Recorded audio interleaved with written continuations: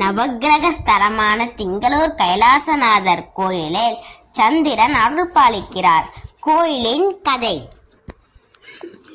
தேவர்களும் அசுரர்களும் அமிர்தத்தை பெற வேண்டி கடைந்த பொழுது ஆலகால விஷம் தென்பட்டது. அப்பொழுது இறைவனே அதை அருந்தினார். இருப்பினும் அந்த தாக்குதல் காரணமாக தேவர்கள் மயக்கமடைந்தனர். உடனடியாக சந்திரன் அமிர்த கலசத்தை கொண்டு வந்து தேவர்களை காப்பாற்றியதாக வரலாறு.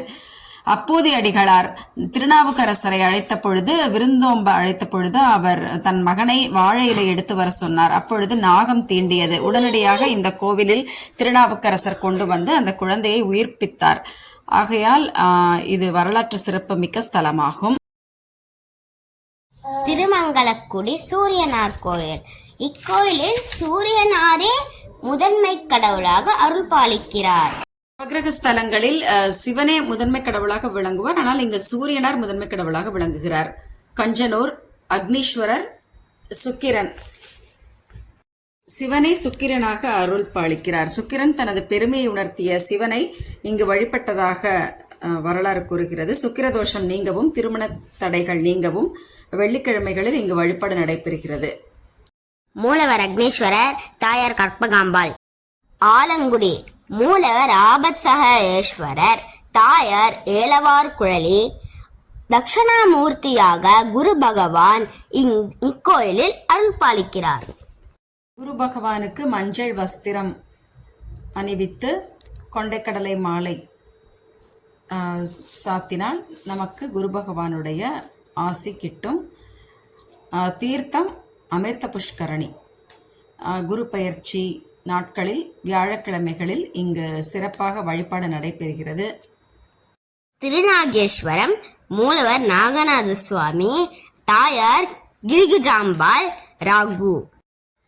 திருப்பார்கடலை தேவர்களும் அசுரர்களும் கடைந்த பொழுது தேவர்கள் பக்கம் ராகு என்கிற அசுரன் தேவனாக மாறி தேவர்கள் பக்கம் நின்று அமிர்தத்தை குடிப்பதற்காக சென்றார். அப்பொழுது சந்திரனும் சூரியனும் இதை பார்த்துவிட்டு திருமாலிடம் உடனடியாக தெரிவித்தனர். உடனே திருமால் கோபம் கொண்டு இரண்டாக துண்டித்தார் ராகு என்ற அசுரனை. அப்பொழுது ராகு தலை மட்டும் மனிதனாகவும் உடம்பு பாம்பாகவும் மாறினார். கேத்து உடம்பு மனிதனாகவும் தலை பாம்பாகவும் 5 தலை பாம்பாகவும் கேத்து மாறினார். நாம் பொதுவாக சந்திர கிரகணம் சூரிய கிரகணம் அப்படின்னு சொல்லுவோம்ல. அப்ப இந்த சந்திரனும் சூரியனும் அந்த திருமாலிடம் சொன்ன காரணத்தினால்தான் இந்த மாதிரி உடம்பு தனியாக தலை தனியாக பிரிந்தது என்ற காரணத்தினால் இந்த கிரகணம் நடைபெறுகிறது. அதாவது ராகுவும் கேத்துவும் சந்திரனும் சூரியனை துரத்தி அவர்கள் பழிவாங்கும் படலத்தை தொடர்கின்றனர் என்பதாக வரலாறு கூறுகிறது. ஆகையால் நமக்கு புத்திர தோஷம், சர்ப்ப தோஷம் முதலான தோஷங்கள் நீங்க இந்த ஸ்தலங்களுக்கு வழிபாடு செய்தால் மிக சிறப்பாக விளங்கும். அதே போல தட்சகன், கார்கோடகன், வாசுகி ஆகிய பாம்புகள் இங்கு சிவபெருமானை வழிபட்டு மிக சிறப்பு அடைந்ததாக வரலாறு கூறுகிறது. இந்த புஷ்கரணியில் குளித்து நிறைய மன்னர்கள் மற்றும் முனிவர்கள், தேவர்கள் ஆகியோர் சிறப்பு பெற்றனர் என்பதாக ஐதீகம். ஆகையால் நாம் ராகுவை வழிபட்டு அருள் பெறுகிறோம். திருநள்ளாறு மூலவர் தர்பாரண்யேஸ்வரர், இறைவி போகமார்த்த பூர்முளையால் சனீஸ்வரர். நளமகாராஜாவின் சிறப்பு அம்சத்தை உலகிற்கு உணர்த்துவதற்காக சனி பகவான் அவர்களுக்கு மிகுந்த துன்பத்தை கொடுத்தார். அப்பொழுது நளன் சிவபெருமானை வணங்கி இங்கு திருநள்ளாறு சேவித்தார். இங்கேயே அவர் தங்கியதாக வரலாறு கூறுகிறது. வழிபட்டு வந்தார். அப்பொழுது சனி பகவானுடைய தோஷம் நீங்க பெற்று அவர் தர்பாரண்யேஸ்வரருடைய முழு கடாட்சத்தையும் பெற்றதாக வரலாறு கூறுகிறது. சனி பகவானின் சிறப்பு. வைத்தீஸ்வரன் கோயில். மூலவர் வைத்தியநாதர், இறைவி தையல்நாயகி செவ்வாய். தீராத நோய்களை தீர்க்கும் மருத்துவராக இங்கு வைத்தியநாதர் விளங்குகிறார். மேற்கொண்டு வந்து செவ்வாய் தோஷம் இருந்தது அப்படின்னு சொன்னால் நம்ம இந்த கோவிலுக்கு வந்து அந்த செவ்வாய் தோஷம் நிவர்த்தி அடைய அங்காரகனாகிய செவ்வாய் வந்து நமக்கு அருள் பாலிக்கிறார். இங்கே வந்து உப்பு மிளகு நாம் அதில் போடணும் அந்த ஒரு இடத்துல. பிறகு வந்து இந்த புஷ்கரணி ஒன்று இருக்குது, அந்த புஷ்கரணியில் வந்து நம்ம தீர்த்தம் புரோக்ஷணம் பண்ணணும் அப்படின்னு சொன்னால் நமக்கு வந்து நல்ல ஒரு அருள் கடாட்சம் வந்து கிடைக்கும் அப்படிங்கிறது ஐதீகம். இங்கு வந்து வழிபட்டு நாம் செவ்வாயினுடைய அருளை முழுமையாக பெற முடியும்.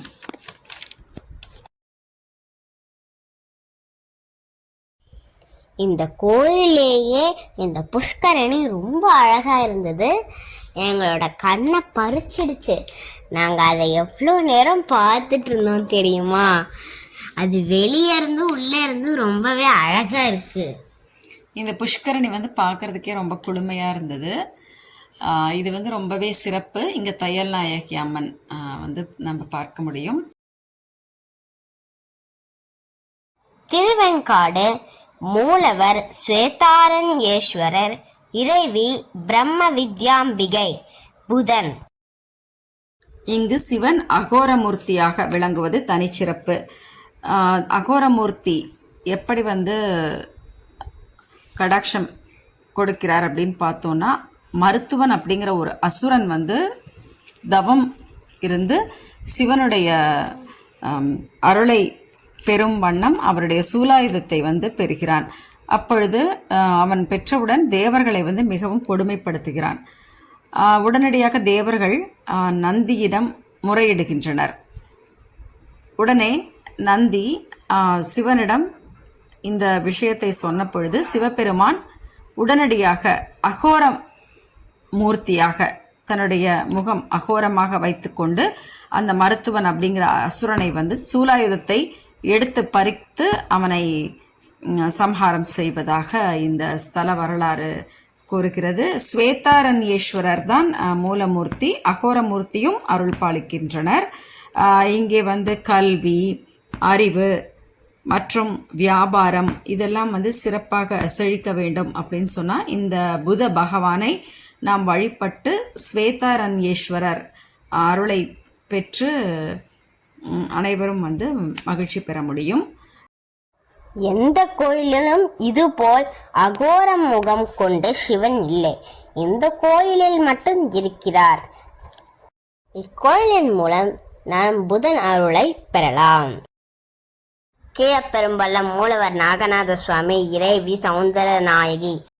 இங்கு புத்திர தோஷம் நீங்கி கேத்து அருளை பெறுவோம். நன்றி.